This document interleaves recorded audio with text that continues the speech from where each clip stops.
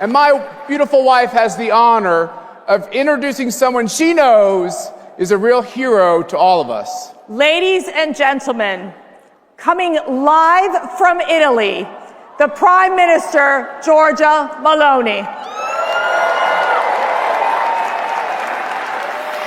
There she is. Thank you, Max.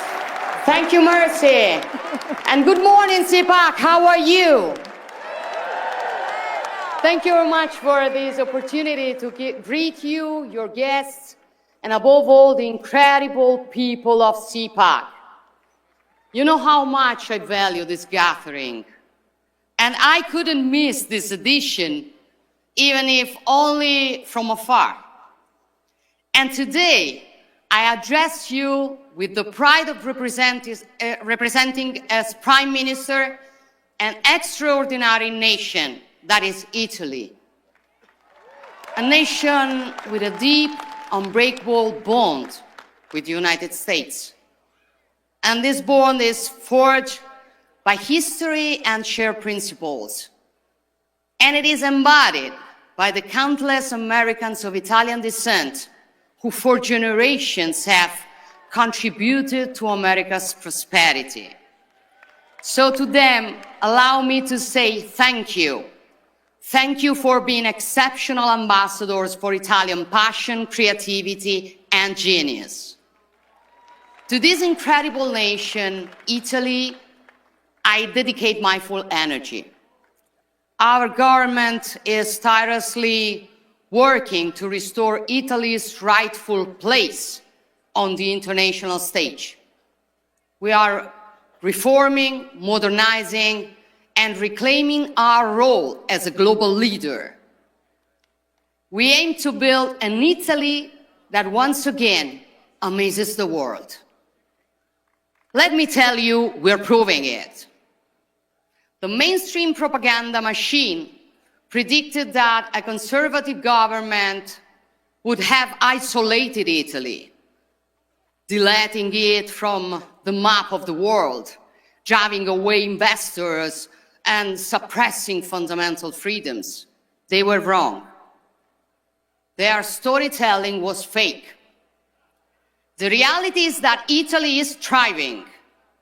Employment is at a record high, our economy is growing, our fiscal policy is back on track, and the flow of illegal migration has decreased by 60% in the last year. And most importantly, we are expanding freedom in every aspect of Italians' lives. Why? Because we conservatives do what we say. We do what is right. We fight for what we believe in. And moreover, we trust people, not fear them. Unlike the globalist elites who believe the government should educate the people, forcing them to accept policies they never asked for, we believe in democracy. We serve the people, we do not rule over them. CPAC understood this fight. CPAC understood this fight. And again, I want to thank you for that. You have never given up, even in the toughest moment. You have fought for a new victory. You have built a global network that has given a voice to millions who were silenced, so that conservatives everywhere would know they are not alone. And we are not alone, right? CPAC understood before many others that the political and cultural battle for conservative values is not just an American battle. It is a Western battle. Because, my friends, I still believe in the West. Not just as a geographical space, but as a civilization. A civilization born from the fusion of Greek philosophy, Roman law, and Christian values. A civilization built and defended over centuries through the genius, energy, and sacrifices of many. When we say West, we define a way of understanding the world where the individual is central, life is sacred, all men are born equal and free, the law applies equally to all, sovereignty belongs to people, and freedom comes before everything else. This is our heritage, and we will never apologize for it. My question for you is, can this civilization still defend the principles and values that define it? Can it still be proud of itself and aware of its role? I think so.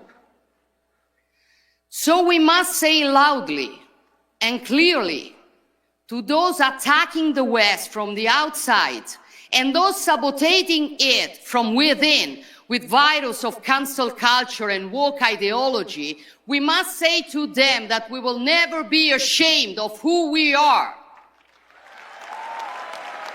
We affirm our identity. We affirm our identity and work to strengthen it, because without a deep-rooted identity, we cannot be great again. The radical left wants to erase our history, undermine our identity, divide us by nationality, by gender, by ideology, but we will not be divided, because we are strong only when we are together. And if the West cannot exist without America, or rather the Americas, thinking of the many patriots fighting for freedom in Central and South America, then it also cannot exist without Europe. Our adversaries hope that President Trump will move away from us.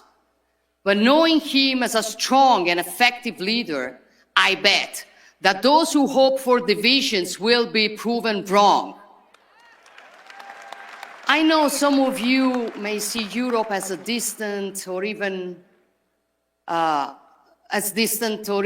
lost. I tell you, it is not. Yes, mistakes have been made, priorities have been misplaced, especially due to ruling classes and mainstream media that imported and replicated in the whole continent the most reckless theories of American liberal leftism. These are the same elites who were recently outraged by J.D. Vance's speech in Munich, in which the Vice President rightly stated that before discussing security, we must know what we are defending. He wasn't talking about tariffs or trade balances on which we will each defend our interests while preserving our friendship. We don't need to say how interconnected our economies are and how the unpredictable results of a trade clash would play into the hands of other great powers. Vice President Vance was discussing something deeper: identity, democracy, freedom of speech. In short, Europe's historic role and mission. Many pretended to be outraged, calling for European pride against an American daring to lecture us. But let me tell you, as someone who is proud to be European, first, if those who were outraged had shown the same pride when Europe lost its strategic autonomy, tying its economy to autocratic regimes, or when European borders and our way of life were threatened by mass illegal migration, now we would live in a stronger Europe. Second, these ideas are not new for many of us. Brave European leaders have been saying this for a long time. I've said them many times before, even from the CPAC stage, urging Europe to rediscover its true and deepest soul, which has been sacrificed on the altar of wokeness, bureaucracy, and mercantilism. These are common sense ideas, now shared by a majority of European citizens, as election results have shown. So Europe is far from lost, and it will never be lost as long as conservatives remain in the fight. There is a growing awareness. There is a growing awareness in Europe that security is now the top priority. You cannot defend your freedom if you lack the means or the courage to do so. Throughout history, Europeans and Americans have shown they are hearers to Pericles' words. Happiness depends on freedom, and freedom depends on courage.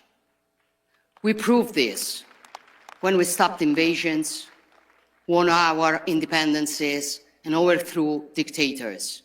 And we have done it together the last 3 years in Ukraine, where a proud people fight for their freedom against the brutal aggression. And we must continue today, working together for a just and lasting peace, a peace that can only be built with the contribution of all, but above all, with strong leaderships. And I know that with Donald Trump leading the United States, we will never again see the disaster we saw in Afghanistan 4 years ago. So, border security, energy security, economic security, food security, defense and national security. For a simple reason, if you are not secure, you are not free.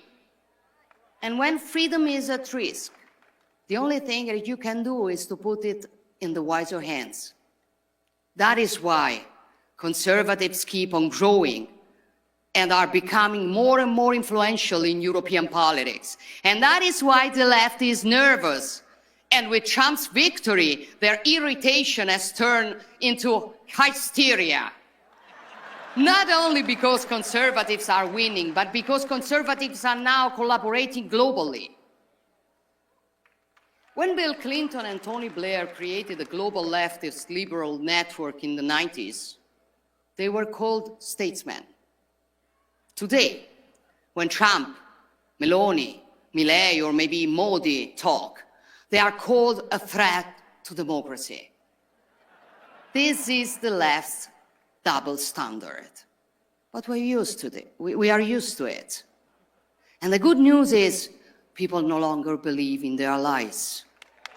Despite all the mud they throw at us, citizens keep voting for us. Because simply, people are not naive as the left considers them. They vote for us because we defend freedom. We love our nations. We want secure borders. We preserve businesses and citizens from the green leftist insanity. We defend family and life. We fight against wokeism. We protect our sacred right to our faith and our free speech. And we stand for common sense. So ultimately, our struggle is hard, but the choice is simple. Will we surrender to decline? Or will we fight to reverse it? Will we let our civilization fade? Or will we stand up and defend it? Will we leave our children a weaker world or a stronger one? Will we want the new generations to be ashamed of their roots? Or will we recover awareness and pride of who we are and teach it to them? I made my choice long ago, and I fight every day to honor it. And I know that I'm not alone in this battle, that you are all standing with me, that we are all standing together. And believe me, this makes all the difference. Thank you all. God bless you, and God bless the free nations of the world.